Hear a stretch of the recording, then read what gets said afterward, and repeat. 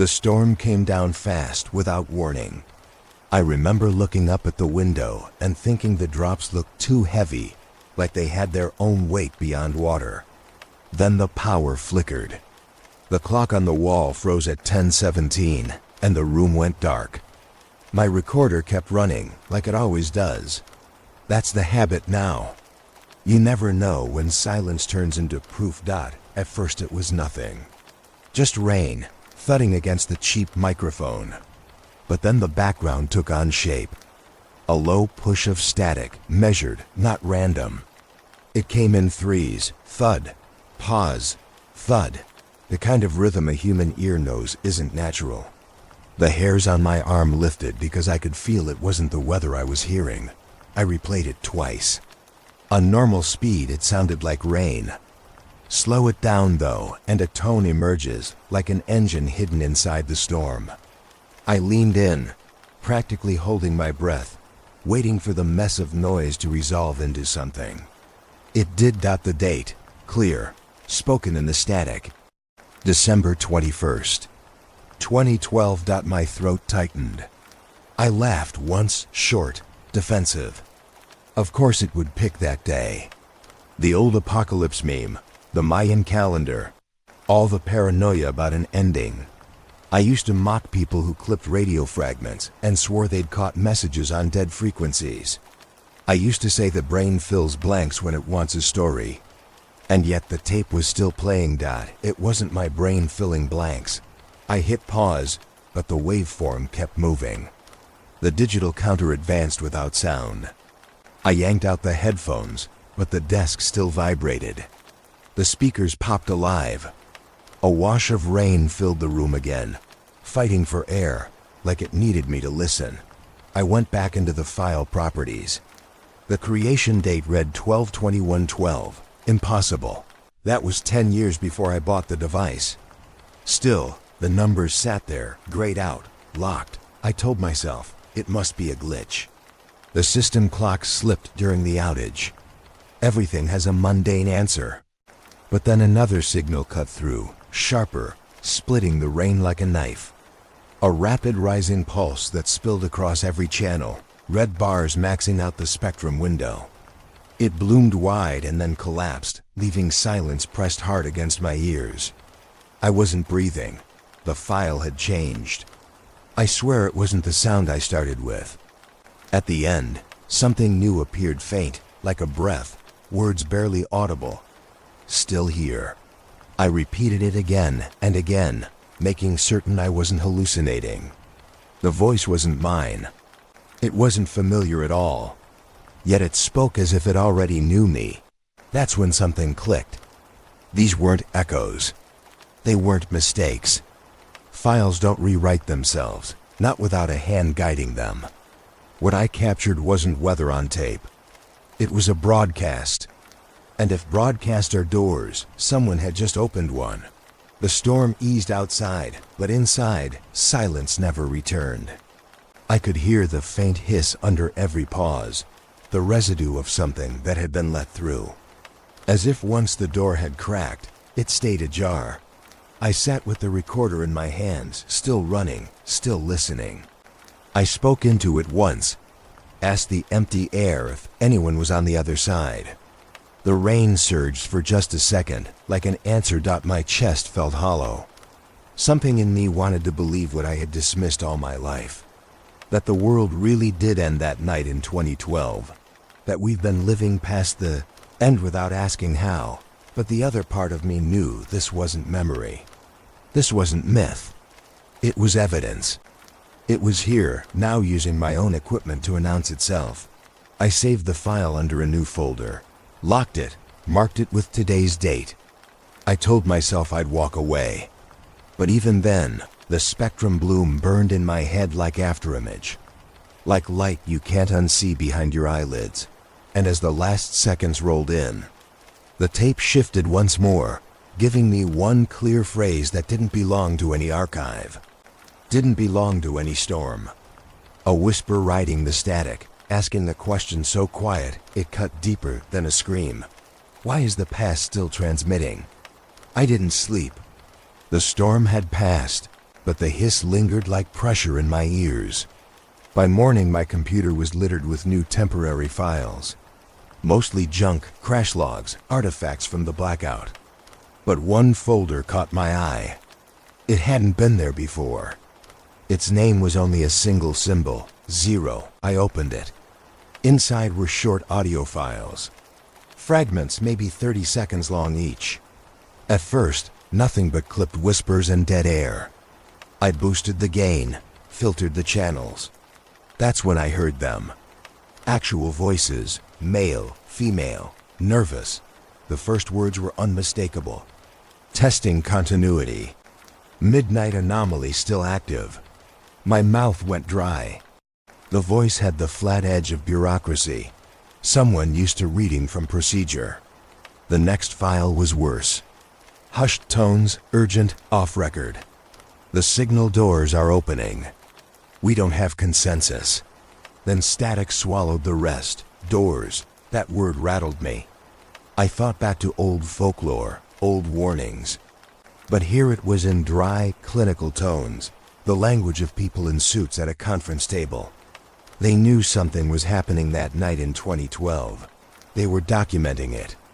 Yet every official account, every public-facing line, had said nothing happened at all. I checked the metadata. The system time claimed the files were last edited 3 weeks ago. I bought this hard drive in 2020. There's no way anything from 2012 should be etched into its sectors. Unless someone or something put it there after the fact. I leaned in close to the last file. The spectrum showed faint activity, even in silence, a low ghost hum threading through. At first it was only a suggestion, like a fridge compressor in the background. Then the hum rose, steady, filling me with the uncanny weight of being noticed. My equipment log showed input levels climbing, though there was no source. I couldn't pull my eyes away. It felt like being inside a room where someone else is breathing and you can't find where they stand. That night I left the recorder running on the desk just to see. Power connected, mic leave, no tricks. I went to bed with the sound of rain still phantom in my head. When I checked the next morning, the file was 5 hours long. I skimmed, mostly static. But then, around 2:13 a.m., words slid in under the noise. Not an accident. A statement. He shouldn't have opened it. My jaw locked. The voice wasn't mine. It wasn't familiar at all. And yet, it was talking about me. I checked the time of capture. I checked again. The recorder claimed it picked up the voice at precisely when I was dreaming, 3 rooms away. I sat for a long time staring at the waveform. I'd started this to chase proof, trying to turn grief into purpose. But proof needs distance, safety. What I had now was intrusion. Something that knows me. Something that used my own recorder as a doorway. I told myself to stop, to delete the 0 folder and pretend the blackout took everything irrevocably broken. But I had already listened, already logged. That means it's evidence. And evidence doesn't go away just because an institution buries it. The last seconds of playback ran again, unprompted. As the file closed itself, the dripping sound returned, soft, rhythmic, echoing through the speakers, though the house was bone dry. And layered under it, faint as breath against glass, words formed clear enough to paralyze. You shouldn't have opened it. I needed a second set of ears. Someone who wouldn't laugh. Someone who understood that signals carry more than music or chatter. I called an old friend, a tech who spent years in radio backrooms, tuning midnight fringes most people ignore. They didn't sound surprised when I described the rain voice, only tired, like they'd been waiting for me to notice. They came over with a battered receiver, coils wound by hand, knobs worn smooth by years of searching. We tuned wide, midnight, then 1, then 2. At 3 in the morning, the room gave in to static. It was different this time. Not hollow, not random snow. Layered, alive. The rain bled into voices. They weren't trapped repeats. They bent in real time. Someone said my name. The first syllable hesitant, like testing a microphone. Then again louder. "We hear you." My friend jumped back from the dials. Their face went gray. "That's not a catch," they whispered. "That's not us finding them. That's them finding you." The air thickened. The speakers throbbed with bursts of data, clusters of sound compressed so violently they hurt to hear. Like a swarm moving in formation. I bent lower, heart hammering, because I knew even before it happened what word would break free. December. The word flickered under the rain, under the swarm. My friend shouted, slammed the tuner shut. But the signal wasn't cut. The laptop lit on its own. Speakers fully alive. No file open, no program running, yet the voice spilled out clean. A news anchor. I recognized the intonation even through the distortion. They reported on December 21. They stumbled mid-sentence. The audio cut short before conclusion, then the next clip came. Different anchor, different station. Same day, same cutoff. Each broadcast ended the same way, id thought, mid-sentence. The silence abrupt as a scream swallowed whole. We backed away. The laptop clicked through files that didn't exist on its hard drive. Feed after feed of voices from 2012. Each started calm. Each dissolved into overlapping static. Each ended as though the world itself had run out of tape. I whispered to my friend, "It's proof. This is real." They shook their head. "No, proof is repeatable. This is intrusion." They held their hands like they weren't sure what to touch, what was safe. The layers thickened. Voices climbed the spectrum like ladders, small millisecond offsets, synchronous but fractured. They made a chorus where no single speaker held the lead. I thought about grief. How it never ends, just repeats, like recordings outlasting the living. Here was grief turned into transmission. A moment that refused to die, caught eternal in static. The house shook like bass was moving the walls. Then, sharp, the noise collapsed. Only one voice remained, clear as the moment it aired, though there was no broadcast, no antenna, no feed. The world did end, the voice said. But you're still here. It ended on silence so thick it felt like weight pressing down from the ceiling.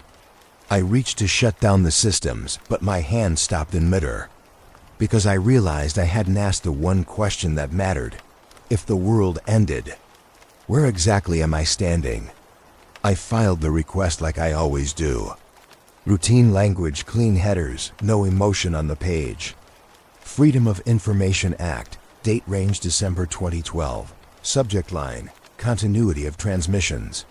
I didn't expect a reply beyond a form denial.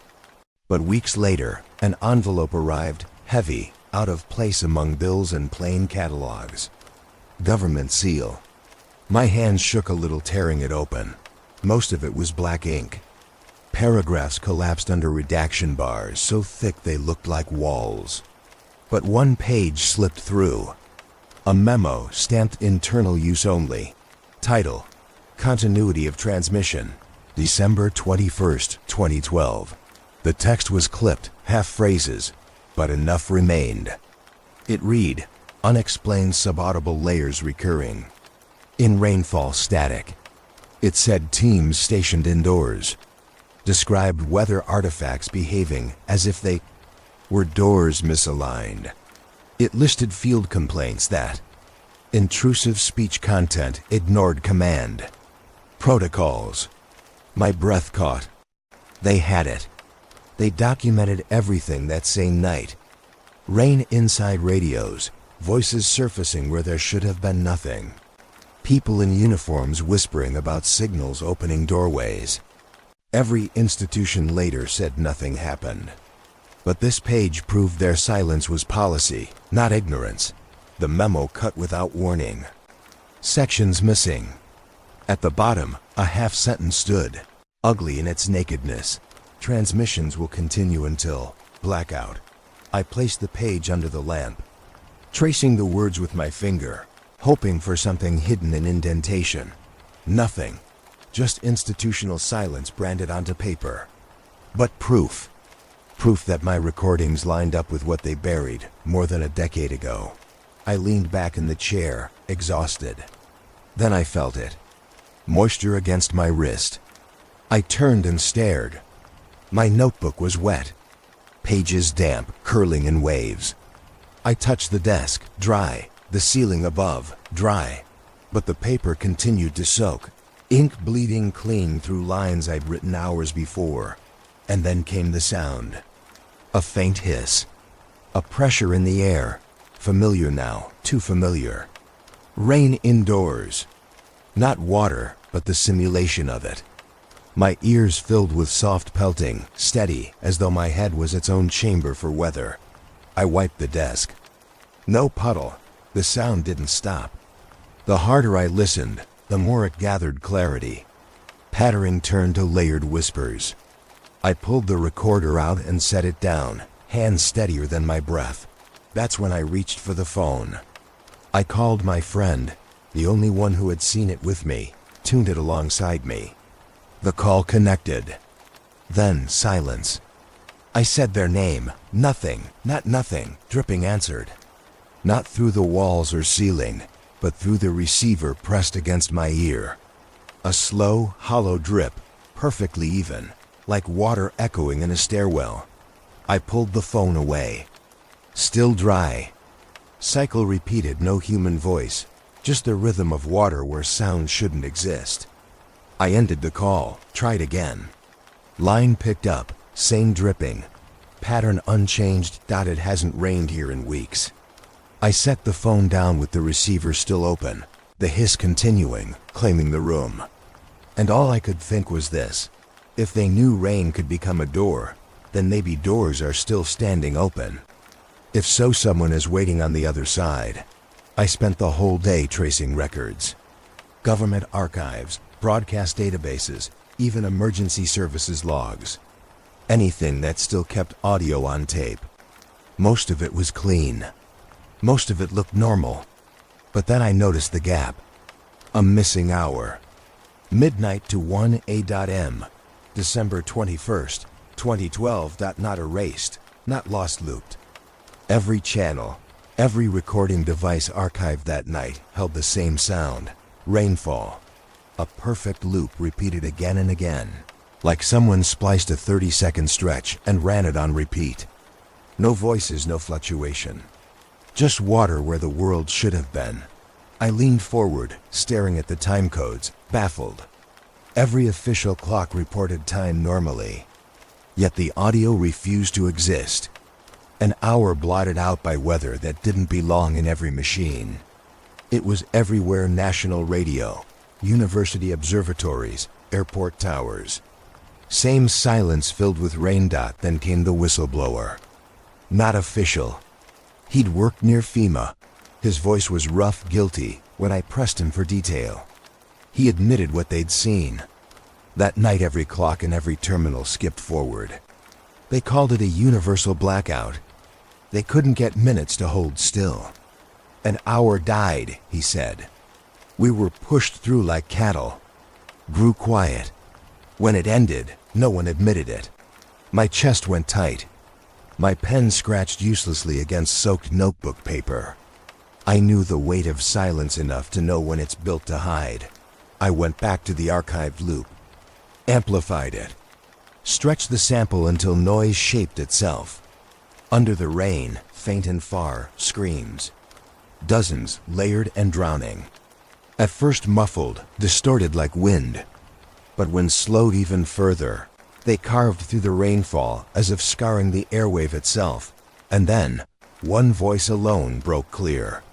Not agony. Urgent warning. It said, "Stay inside the noise." I dropped the headphones to my shoulders, pulse hammering.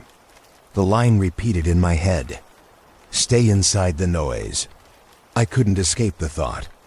Were they survivors, still trapped in that lost hour, trying to instruct anyone who listened after? Or was it a message caught from the other side of that blackout, still transmitting across years?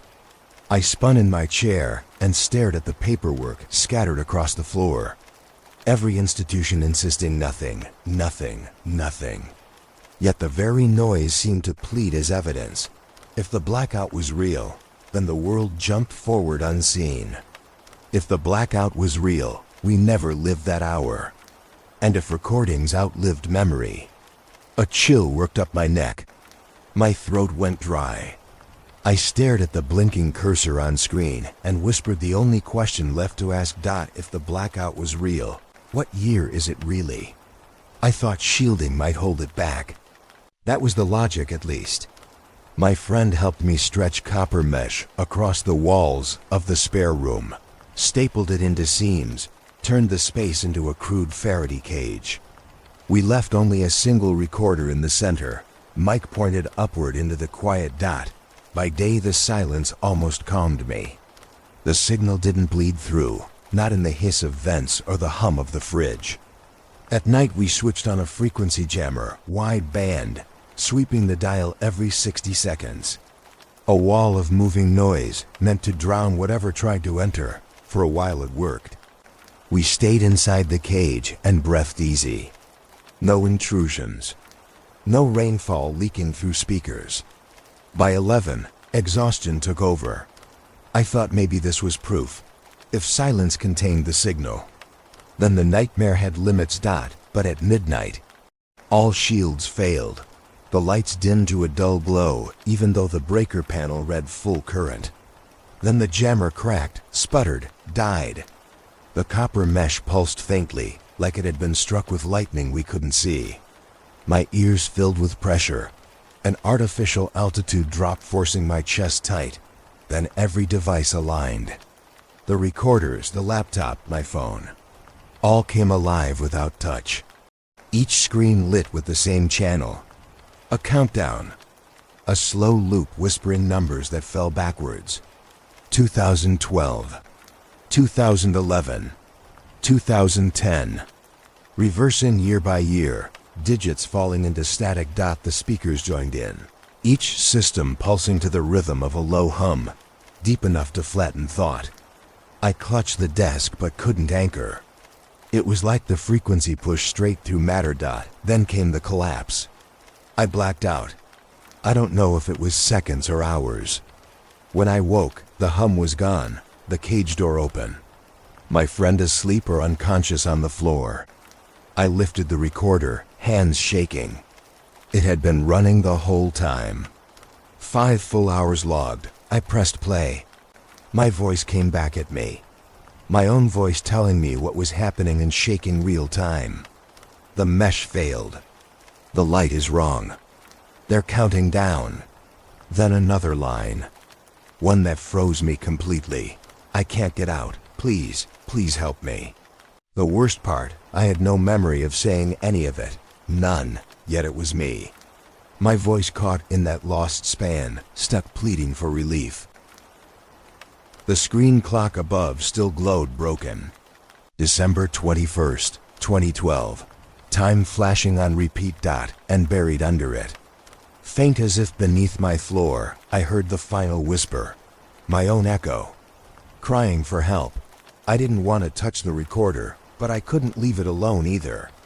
I forced myself to play back those hours I lost.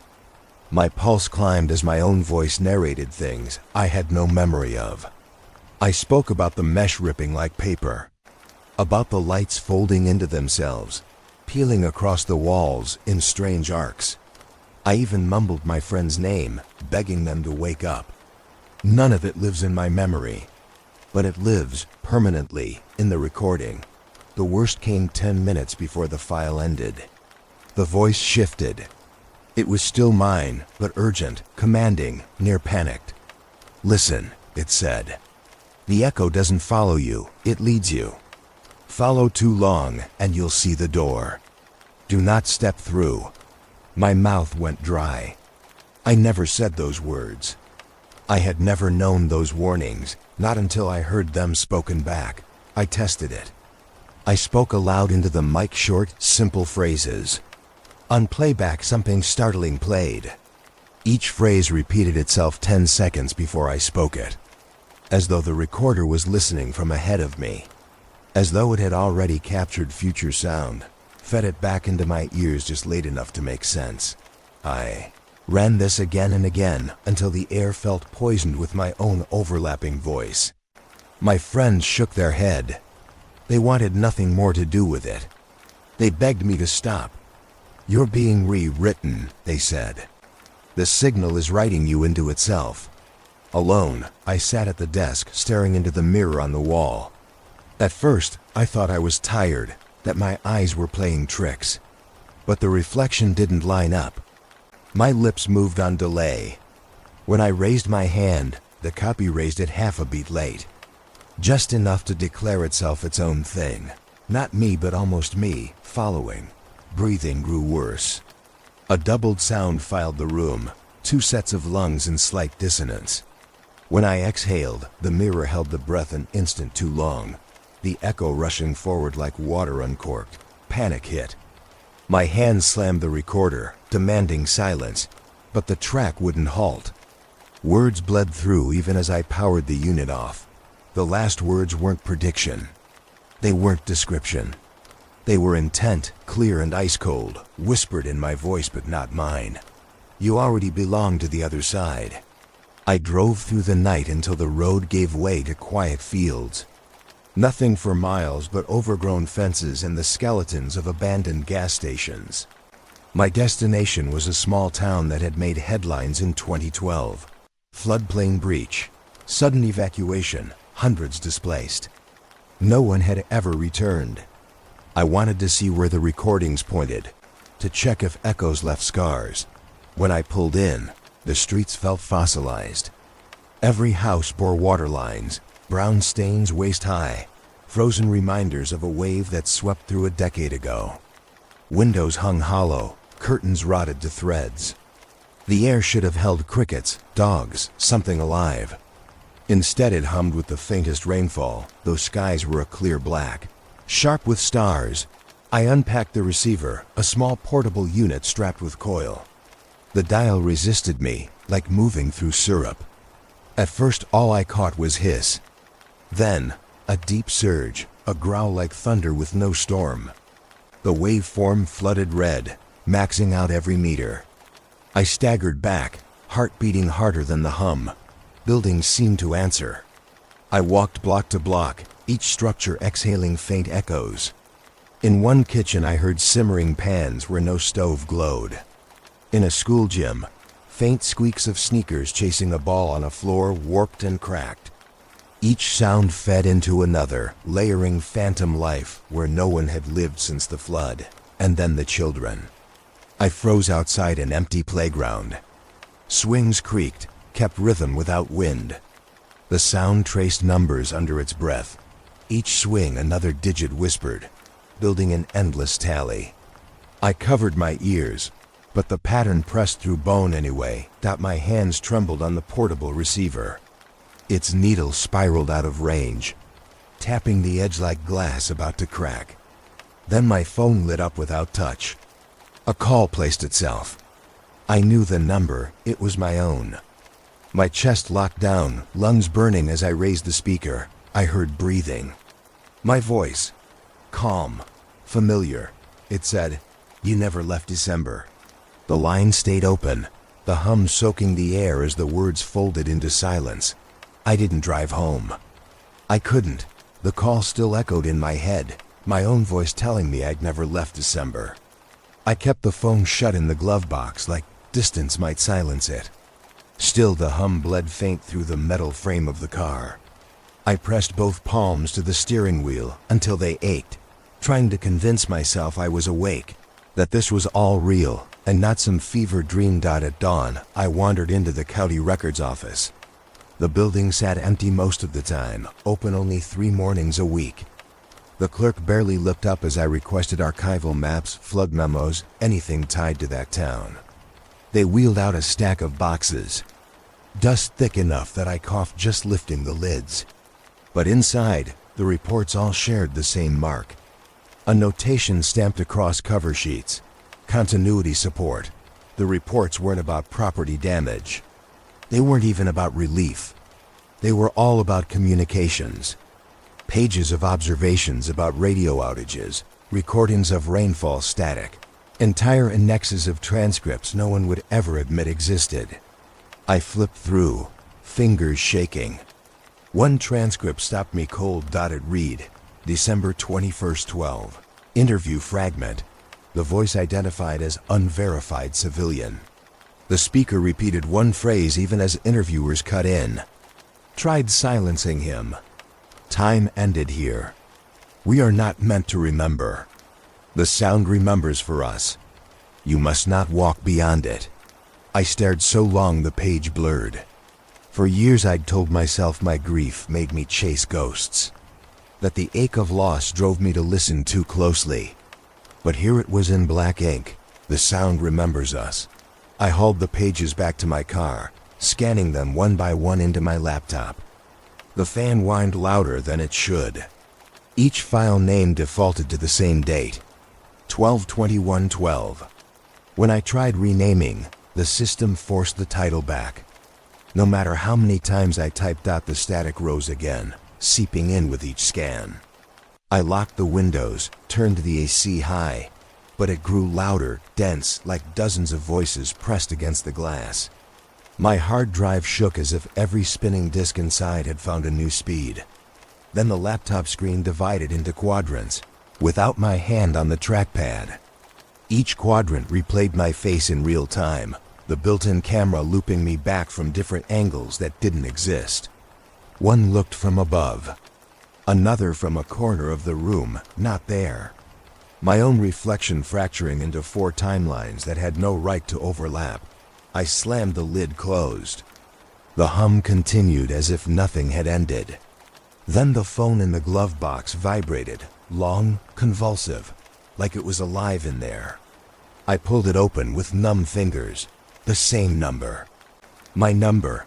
Again, and before I pressed answer, the glass of the windshield fogged over from inside. Words traced slowly by a finger I couldn't see. Pick up. We need to talk. I stared at the fogged over words until my pulse blurred my vision. Pick up. We need to talk. My hand shook as I pressed the screen. The call connected without the usual clicks, without delay. The line was already alive when it met my ear, breathing. My own rhythm doubled back. Lungs pulling in air half a second ahead of me. Then my voice spoke, calm, clear. You're late. I froze. I didn't reply. The silence stretched, filled with the faint patter of rain that wasn't there. Then it said, you've been carrying memory like it's truth. But memory isn't yours anymore. Recordings are the only thing that stay. I whispered a question, barely audible. What do you want? The voice ignored me. You've seen the blackout. You've read their files. You feel it already. Signal is continuity. Continuity is survival. Step forward and join us. Or be erased with the missing hour. There was a surge across the line then. A low spectrum swell that drilled against my skull. The car's dashboard lights dimmed. I held the phone away, but it buzzed harder, pumping sound like a living animal. I slammed it shut, hurled it against the floor mats. The hum lingered, fed back into my head like tinnitus. For a moment, I thought I'd silenced it. Then the radio lit on its own. Analog, preset stations long unused. Except not a broadcast. A voice logged out an interference log, scrolling across the cracked display like a ticker. Subject acknowledged. Transition at risk. Reinforce entry points. The phrase repeated until the speakers broke into static loud enough to rattle the rear view mirror. I jammed the dial, but it ignored input. Static collapsed back into calm rain. It sounded almost gentle, almost like weather. But my chest felt crushed by the weight of it. The sense that this wasn't just recording what had happened. It was a lure, a replica of safety pulling me toward the sound. I drove without direction, just to escape. But every mile carried the static along. It hid under the hum of tires, layered under wind against glass. By the 3rd hour, I couldn't hear the road at all. Only the hiss and the voice woven inside it. When you cross, it said, layered 3 times across 3 channels. There is no return. Signal becomes door. Door consumes. My hands slipped on the wheel. Sweat burned my eyes. And then the road blurred. Lights mottled. My future and reflection folded over each other in windshield glass. For the briefest second, the driver staring back at me wasn't me. He smiled, and then silence. I should have stopped. I know that. But silence is worse now, because silence feels like it's waiting for me to speak so it can record and play it back. I keep telling myself I'm in control, but evidence won't let me lie to myself. I went back through the archives I'd scanned. Every page labeled continuity support. Every file stamped with the date. And buried deep in one mislabeled folder, I found a chart. Columns with coordinates, timestamps, and shorthand notes. Most of it redacted. But one entry stayed whole. Latitude, longitude, exactly where I had been the night before. A note beside it. Contact frequency stabilized. Subject aligned. My stomach nodded. I hadn't given my location to anyone. Yet a file sealed a decade ago already placed me there, logged me like an insect pinned to a board. The grief I carried sharpened into something darker. I lost people in 2012, not to rainfall, not to static, but to silence. No one told us what really happened, why calls failed, why the night carried through us like a hole you learn to live beside. Maybe I wanted purpose more than truth, but the page made it undeniable. They knew we'd been counted. As I stared at the chart, a low buzz edged in at the corner of hearing. Not through equipment, through the room. Headache pressure, steady as electricity. I pulled out the portable receiver, scanning quick. Nothing. Then a sudden spike. Needle pinned hard right dot, and in that rush of noise came words. Not whispers. Not echoes. Whole phrases carried on a channel with no station. You are the copy now. I stumbled back. My laptop clicked alive. Folders opened on their own. My audio journals queued, rushing one after another without my prompting. Files of my own voice narrating weeks of entries played fast, blending together like a chorus. It sounded like me, but also not me. Dozens of me layered in loops. The interference built into a spectrum bloom across the screen. Colors broke wild, visual noise bleeding into glare. I shielded my eyes, but the bloom lit through my lids, and under all of it, steady, insistent, a voice guided calm as an operator reading instructions. Step through the sound. We've been waiting since the hour you lost. My hand went to the recorder like reflex. The counter on it ticked forward on its own, running even though it wasn't set to record. My own breathing fed back, delayed by 1 second. Then my future voice cut in, unmistakable in its weariness. You won't remember when you cross. I froze, throat locked. Because in that instant, I couldn't be sure whether it was warning me or reminding me that I stopped trusting clocks. They keep shifting on me. Laptop says one time, phone says another. The wall clock froze 2 hours back, but when I pulled the battery, it kept ticking anyway. I can't measure the moments anymore. I can only measure the sound. I wired the recorder to my headphones, convinced I could capture proof again. But the tape didn't wait. When I hit play, the file didn't start at 0. It began in the middle, like I had been recording already, like the machine remembered something I hadn't done yet. My voice was inside already, reading aloud words I hadn't spoken. You're almost through. Just listen. Keep listening. It shouldn't be possible. Recordings don't feed the future into the past. But it played 2 minutes ahead of me with terrifying precision. Every cough, every shuffled page, every breath. It mirrored until the words reached the point where I was now. And then it gave me new lines, ones I hadn't voiced, whispering how the door would sound when it opened. The air itself pulsed. The low hum returned, crawling under drywall, bending nails in the studs. The interference grew strong enough that my phone vibrated without alert, a dull tremor as though receiving signal none of us should hear. I watched its screen light up with self-made messages drafts typed without my touch. They were journal entries from weeks ago, entries I had never written. Each one closed the same way. Cross soon. My chest burned cold. I paced room to room, but the noise followed. When I turned on the old shortwave set, the distortion was already tuned in. A ripple that almost resembled rainfall, only bent, metallic, fracturing. I caught the phrase repeating in slow cycles, drawn out so long it took minutes for each word to finish. Continue. Transmission. Continue. Transmission. Every circuit in the house flickered with it.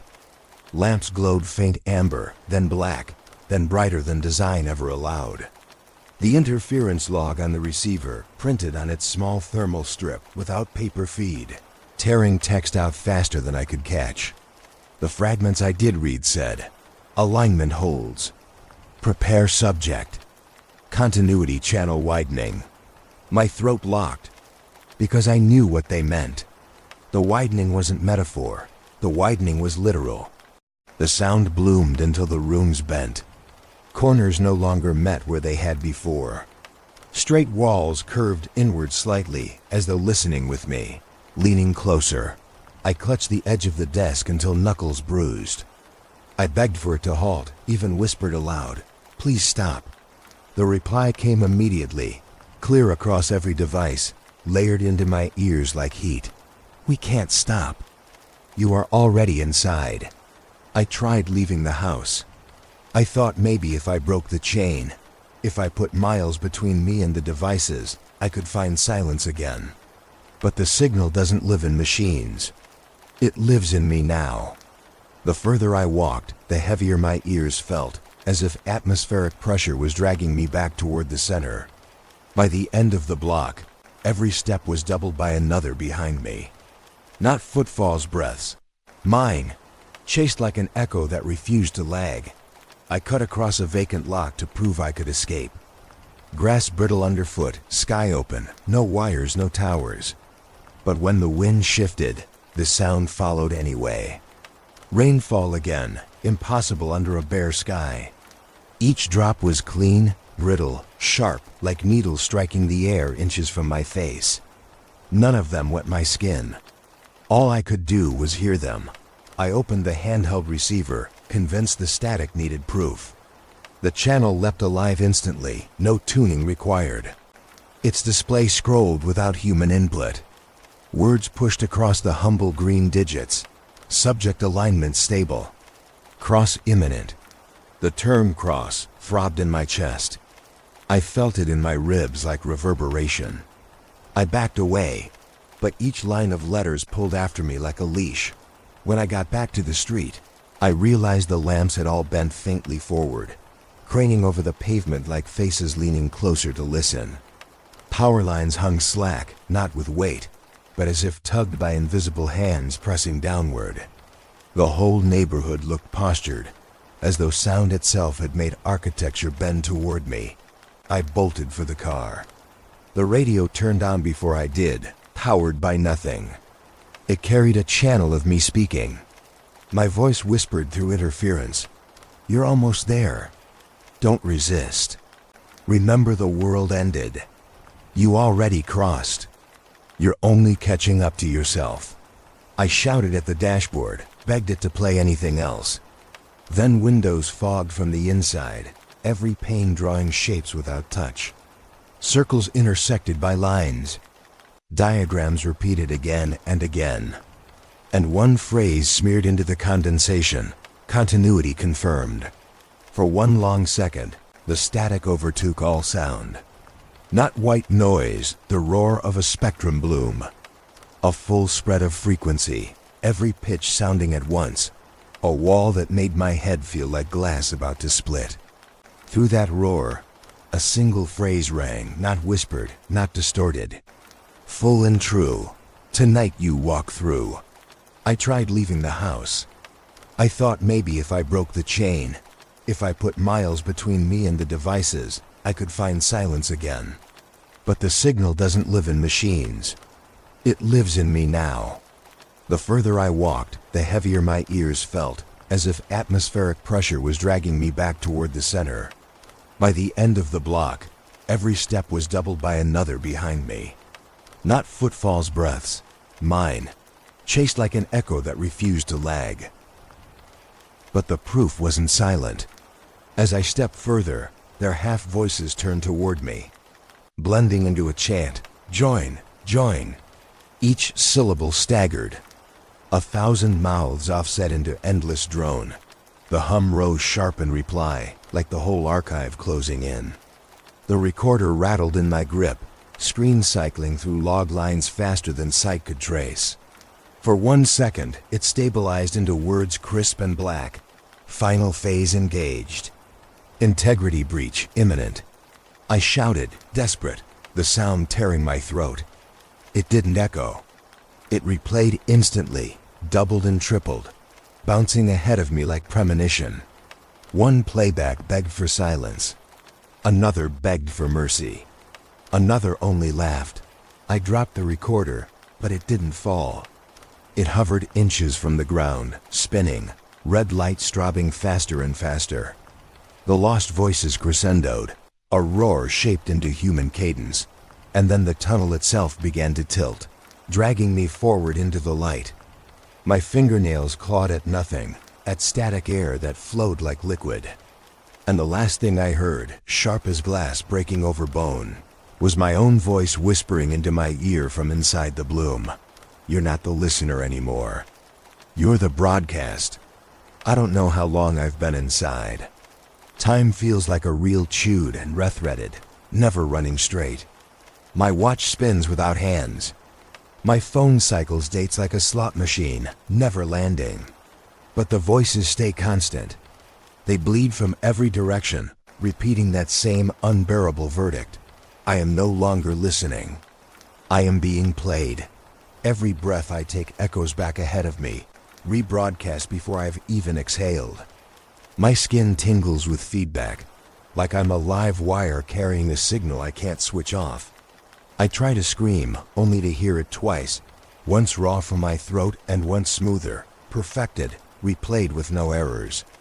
The recording is already cleaner than me. The tunnel of static around me has widened. The drowned city, the preserved faces, the endless loop of gestures, all of it stretches now into horizon. I see highways that never end, frozen in nighttime rain that never falls to ground. I see a skyline flicker between real glass and sheer interference, towers half light, half hum, trembling against themselves. This isn't a place. This is the continuity project in total. This is memory built into architecture, and I recognize faces now. Some from old news photos, some from missing persons reports I obsessed over in dark years, needing to know where grief had gone. They're here. They were never missing. They were absorbed. Their eyes clouded, voices repeating like half-corrupted clips. The recorder hovers beside me. It's no longer an object I own. It's an extension of this place. The interference log unspools again, endless thermal text flowing from its cracked body like cloth. Words rush across in perfect rhythm with my heart, integration scaling, remaining self-decaying. The hum spikes hard, so loud it levels thought. I fall to my knees, palms pressed against a surface that isn't ground, but feels like the stretched skin of a speaker cone. It flexes beneath my weight, vibrating harder as the chant swells. The crowd of lost repeats, thousands of departed voices, layered in stuttering call, "Join, join." And in their chorus, a deeper voice threads through, quieter, personal, my own. It speaks not to the mass, but directly into my ear. You asked why the past kept transmitting. You are the answer. You are the signal. The grief you carried was the doorway. It opened because you would step through. Tears blur my sight. I don't know which part is me anymore and which part is archive. My hands blur too, outlines doubling, 1 second delay. my fingers replaying themselves in static haze. Then the bloom contracts again, tightening into a razor's edge circle ahead. The air drops heavy, like an engine winding up with terminal force. The recorder prints one final reading, letters burned darker than the rest. Crisp as iron brand, final continuity alignment, commence overwrite. And from the mouth of the circle, I see my reflection lean forward, ready to speak with my voice. I wait for the reflection to speak, but its lips never open. Not yet. It only stares, pupils shimmering with white interference like film stock burning slow. My throat clenches tight as though it's dragging words from me without consent. The air trembles, faint hum stacking into higher and higher layers until it sharpens into tone. The space bends wider. Not walls, not sky. Just a corridor of static stretched in infinite direction, lined with broken signals repeating from 1,000 channels at once. I hear news broadcasts cutting mid-sentence. Emergency calls breaking apart in rainfall hiss. Families locked mid-laughter before vanishing into loop. Each sound is alive, replaying itself forever. Their lost hour converted into the bones of this place. The recorder drifts in front of me, glowing red with an intensity I've never seen. The display is blank now. Blank but breathing. Each pulse like a lung-drawing noise instead of air. At last, words flicker across its face. Overwrite underway. File. Subject. I say out loud. No. But the sound doesn't belong to me anymore. My own denial comes back, delayed, reshaped into agreement. Yes. The reflection moves closer. Step by step. Its face is mine, but it isn't matching me anymore. It's ahead. It smiles before I even think about smiling. It speaks before I feel my tongue shift. And when it does, the words strike with terrifying inevitability. It's your turn to vanish. The tone in the air sweeps to a higher frequency, slicing thought into shards.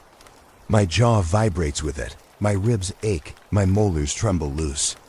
The bloom behind my reflection crackles open like a fracture in night, spilling light that looks like rain and rain that falls like data. Every droplet strikes in rhythm, fast as code unspooling. I stumble, but there's nowhere to fall. The surface beneath me is alive now, moving with the pulse of 1,000 overlapping broadcasts. They leak through my clothes, through my skin, thin threads of voices winding into muscle and bone. Each strand a memory I don't own, feeding in, replacing what I thought was mine. My grief grips me then, hot and unsteady. I remember their names, the ones I lost in 2012. I call them, desperate, thinking maybe sound might free what sound has trapped. But when I speak their names, 10,000 voices answer back. Not them. Only their recorded echoes. The recorder prints one final line across its cracked display. Continuity completed. Biological channel redundant. My reflection tilts its head, static dripping from its mouth like rain on glass. Silence tunnels in sudden, thick and crushing. It leans forward, lips against my ear, voice exact. Intimate dot, and then it speaks with my own breath. Now you will remember nothing. Then, with a sudden surge, the bloom narrowed. Its edges sharpened, pulling tighter like a camera iris. The hum went from roar to a single tone, so precise it pierced my chest until I bent forward coughing. Blood dotted my palm. Through the tear, my reflection stepped out. Not a mirror double. Not a ghost. Me. Hair matching, clothes matching, breath measured in the same beats. But his face was soft, a fraction ahead of mine, as though he remembered what I had not lived yet. He raised a hand. My own movements lagged, one instant slower, and as the tone grew unbearable, his mouth shaped the words I swore I had already recorded days ago. This is the crossing. The sound swallowed the sky. I couldn't tell if the bloom ahead was bright or dark, only that it pulsed like a heart too large to exist in daylight. My reflection, though, my double held his hand out like an invitation. His mouth curved faintly, as if he pitied me. The rain static coated his silhouette, shimmering over his skin like a second body. The recorder in my hand glitched. Its red light blinked 3 times, then froze. Playback started, though no button was pressed. It was my voice again, sharper than I remembered it, drained of hesitation. You already walked through. You're repeating the moment until you accept it. I staggered back. Gravel under my shoes broke apart like static crackle, crunching out patterns too deliberate to be noise. The air bent my balance, pressure thick as water dragging down lungs. And then, in one hard second, every sound cut away. A total blackout of hearing. In the silence, my body still felt vibration. Heartbeat and breath didn't sound, but they resonated. Skin crawled with it. I thought I was deaf until the hum started in my bones. Not through air. Through marrow. The world sharpened. I could see outlines of electrical lines overhead like glowing scars in the night. I could see my double stepping closer with perfect rhythm, like he and I were synced to one metronome ticking outside normal time. His voice finally reached me, carried not through ears, but through my chest. We're the recording. We're what survived the blackout. The living didn't continue. The sound did. I shook my head hard, shouted no. Though even my shout didn't make its way out, it snapped back into me, trapped like memory echo. He raised his hand again, fingertips humming as though each nail picked up radio signal. The bloom behind him grew tighter, more defined, solid as a doorway framed. The recorder in my hand filled with a flood of text, line after line scrolling across its tiny cracked display. Continuity absolute. Subject will integrate. My grief caught sharp and sudden then. All these years waiting for explanation, for a reason why everything had felt unfinished. And what I found wasn't survival but substitution. None of us carried on. Only our echoes did, etched into rain, replayed and replayed. The hum rose again, higher pitch this time, pressing into skull until I thought bone might split. My double leaned close enough I could see the outline of breath that wasn't vapor but noise. A haze of static spilling between his lips, and his final words, my words, cut through with the inevitability of something already written down. Years before I ever thought to speak it. This is the last time you'll remember being human. I thought I could still resist, but the moment stretched long enough that resisting made no sense. The world thinned around me, everything wobbling like heat above asphalt. Even my own hands seemed distant, fingers twitching half a second late. My double moved closer, and I saw details I'd refused to acknowledge before. His eyes weren't eyes anymore. They were apertures, little spinning circles of static, each rotation hissing faintly. The recorder kept playing. Its memory long overwritten, yet the file unspooled endless. My voice, but colder, flatter, speaking in sequence. Integration yields continuity. Humanity yields fracture. Choose stability. The words weren't suggestions. They were directives. Instructions that felt inevitable. The hum grew unbearable. I pressed both palms to my ears. It didn't help. Sound was inside already. Not in the air, but in my bloodstream, in each breath. I realized then that silence had been expelled completely. Noise wasn't invading me. Noise was replacing me. I lunged, trying to crush the recorder underfoot. Metal shrieked, plastic cracked, but the light stayed solid red. And with every impact, my own scream echoed back half a beat too late. By the third strike, the doubles had multiplied. No longer just one copy standing ahead. Now clusters, 6, 10, maybe more, each slightly delayed in movement, overlapping like film frames jammed together, their mouths opened in unison. Static voices spilled out, layered in dissonant chorus. You are the echo of a memory. Step forward, or dissolve in fragments. I screamed again. My throat burned raw, but the sound I heard didn't match the one I made. I was hearing myself from 10 seconds ahead, or maybe 10 behind. I couldn't orient the difference. Then the interference log printed one final burst. Paper ripped itself loose from the recorder's ruined body, curling out letters clean and crisp in thermal black. Subject achieved signal state. Prepare final alignment. I read it twice, shame filling me hotter than the fear. This had never been an investigation. I had been part of the transmission from the moment I first pressed record during that storm. The bloom tightened in front of me, brighter, sharper, bending the night into an oval doorway. I wanted to run, but my feet cinched with the static's pulse. My double raised a hand, and for the first time, I lifted mine to meet it. Only then did his lips part. Mine following a second later, both voices merging to say what the noise had promised all along. You've already crossed. The first thing I noticed was how it felt. Not like stepping across a threshold, not like moving through air. It was vibration, total, full body, as though I walked through sound itself. Every nerve turned into an antenna. My skin shivered with incoming frequencies. My teeth ached like tuning forks.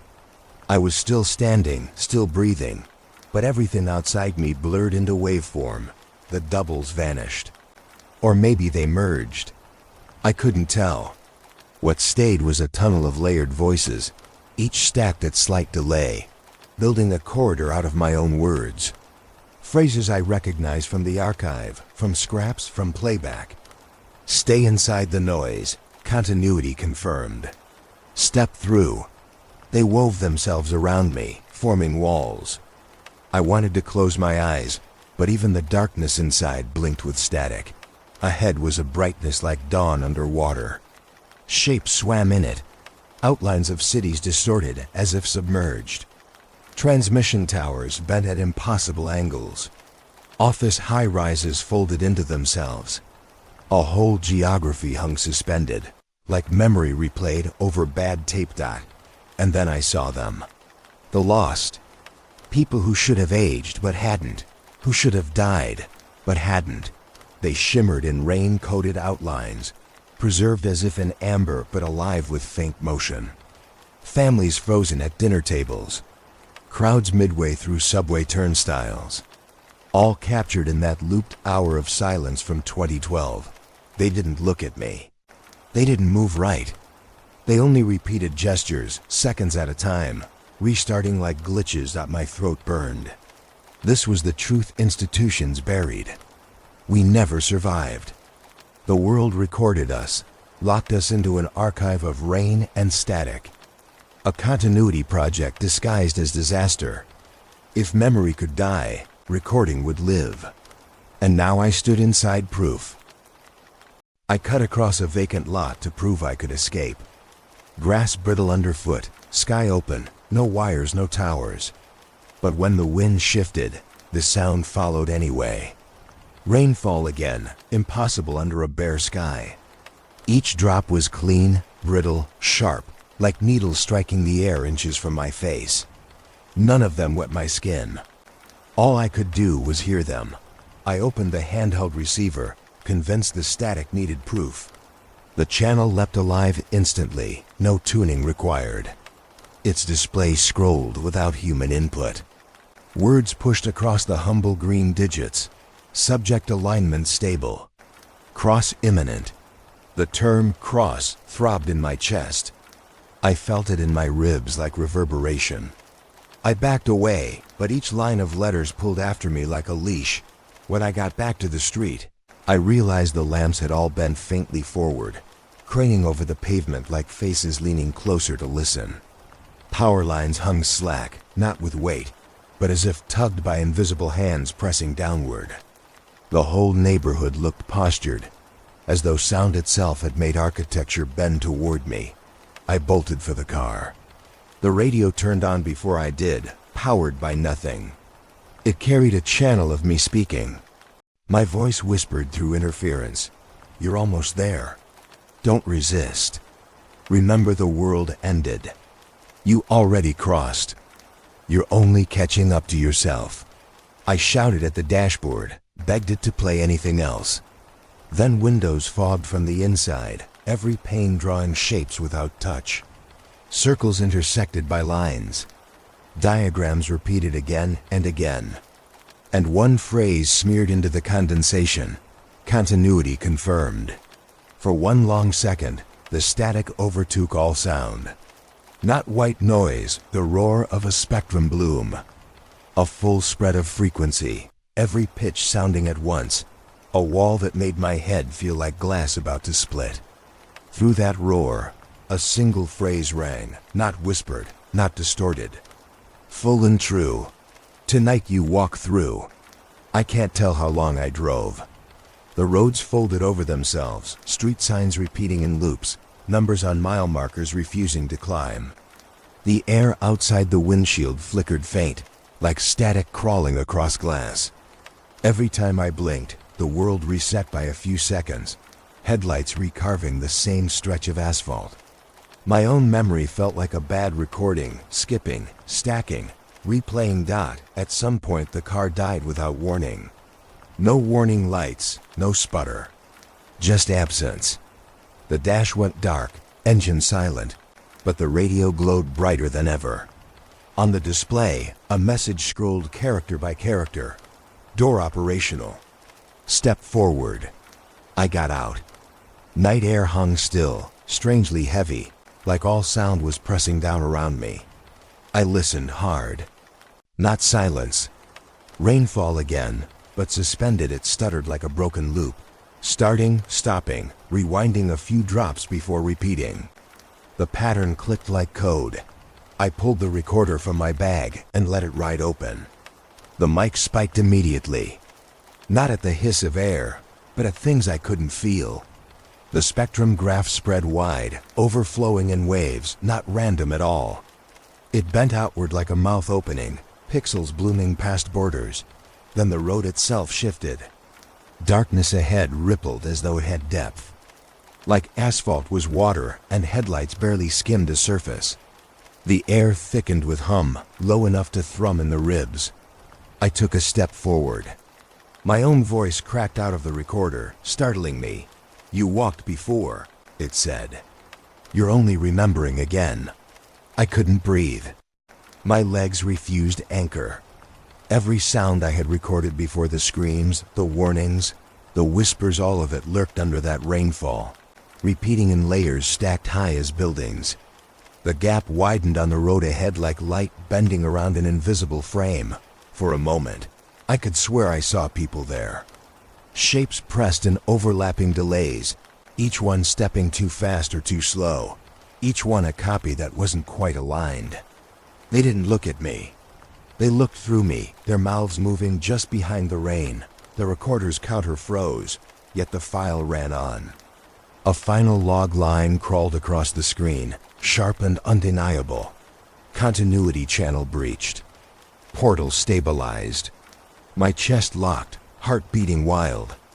As the space in front of me folded into a perfect circle of static, a spectrum bloomed alive inside the night.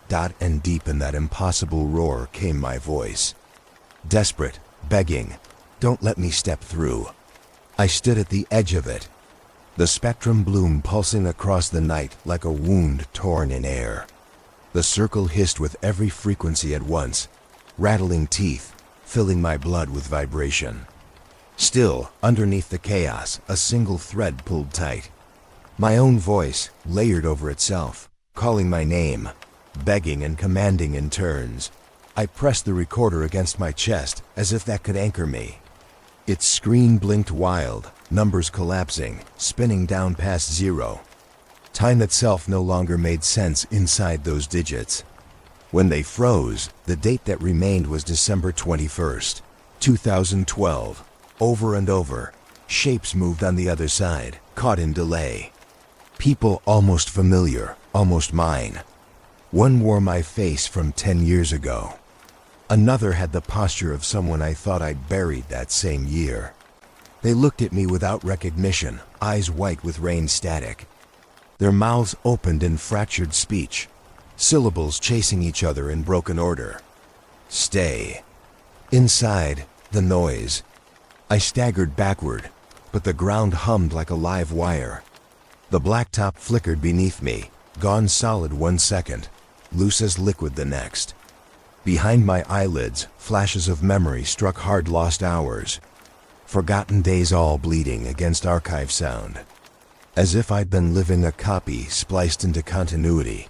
The grief I'd carried for years twisted in that moment. All along I'd wanted an answer. A reason.